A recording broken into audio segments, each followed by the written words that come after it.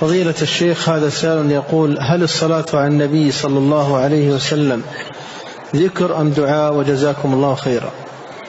دعاء وذكر الاثنان. هي دعاء لأنك تقول اللهم صل على محمد، وذكر لأن الدعاء من ذكر الله عز وجل. فالحمد لله خير على خير، والإكثار منها بركة.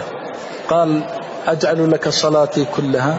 قال: إذن تكفى همك ويقضى دينك، فيكفى بها الهم ويقضى بها الدين بإذن الله عز وجل، وهي من أجل القربات وأعظمها. وهل هناك نعمة أن الإنسان يصلي الله عليه 10 مرات؟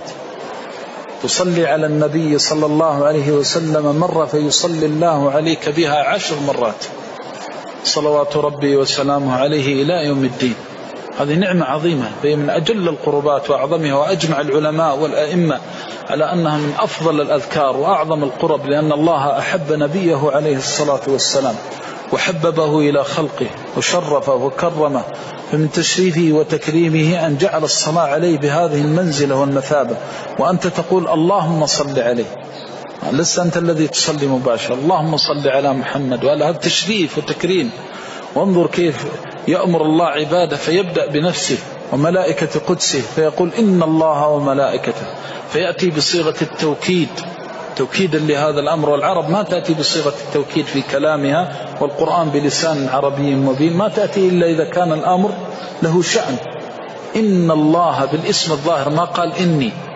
والتعبير بالاسم الظاهر في لغة العرب ليس كالتعبير بالمضمر. إن الله وملائكته، أضاف إلى ذلك ملائكته، هو سبحانه الأعظم وأجل وأكرم سبحانه وتعالى. إن الله وملائكته يصلون على النبي، وملائكته يصلون على النبي. فأين بني آدم من الملائكة الذين لا يحصيهم إلا الله؟ الملائكة الذين في البيت المعمور يطاف به كل يوم 70,000 ملك لا يعودون إليه أبدا، وما يعلم جنود ربك إلا هو. كل هؤلاء إن الله وملائكته يصلون على النبي، أي تشريف وأي تكريم. ثم يرجع مرة ثانية ويقول يا أيها الذين آمنوا، ما قال صلوا فصلوا عليه، كان بالإمكان يقول فصلوا عليه، كان يقول يا أيها الذين آمنوا، فينادي النداء الذي أحل به الحرام وحرم به، أحل به الحلال وحرم به الحرام، وبين به شرعه ودينه، وحبب به إلى التزام الأوامر وترك النواهي. لأن المؤمن لما يسمع يا أيها الذين آمنوا تشتاق روحه، وكان يقول يا رب بماذا تأمر فأفعل، وما الذي تنهى عنه فأجتنب.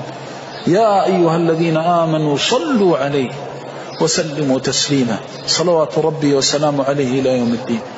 فالصلاة على النبي صلى الله عليه وسلم من أعظم الذكر ومن أعظم العبادة، أي مما يتقرب به إلى الله، لأن العبادة اسم جامع لكل ما يحبه الله ويرضاه من الأقوال والأعمال الظاهرة والباطنة.